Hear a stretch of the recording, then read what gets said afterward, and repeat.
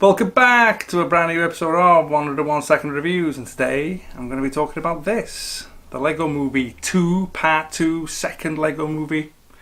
And of course we're back in Bricksburg with Emmett the Master Builder and his friends, but it's not as it was. Now it's like a Mad Max post-apocalyptic future. They're all under threat constantly. There are threats from other LEGO dimensions, there are threats naturally in the real world, and they have to navigate all this so that they can keep their happy life going. Okay, right.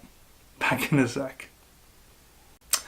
You know, when the first LEGO movie came out, I actually didn't think that I'd even go and see it, to be quite honest. I felt that it was going to be just this enormous commercial exercise of trying to flog LEGO to kids. Wasn't looking forward to it, and of course I ended up going because the reviews were so strong, and you know, it was just superb. It was the first time I'd ever heard of Lord and Miller's names. It's so sharp, it's so clever, tons of references that adults can get, and I was like genuinely shocked by how much I enjoyed it. So naturally I go into this one all pumped up, expecting largely the same thing, and it does in a way deliver the same thing. There's a lot of things in it, like the Mad Max thing. Obviously kids aren't going to get that, that's very much for the adults.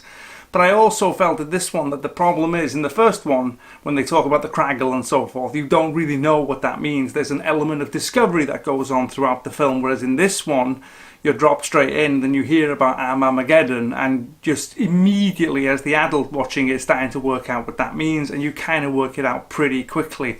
So when it cuts back and forth between the two worlds, you kind of know what's going on in one, and how that's going to affect the other. Best bit in it, without a shadow of a doubt, is when Emmett meets Rex, basically meeting the mirror image of himself to a certain extent, and how he learns through that process. The whole notion is that you are enough, that you do not need to take on board what other people are telling you in terms of what you need to be, as opposed to the happy person that you are, which of course he is. He's like the happiest person you've ever met in your life.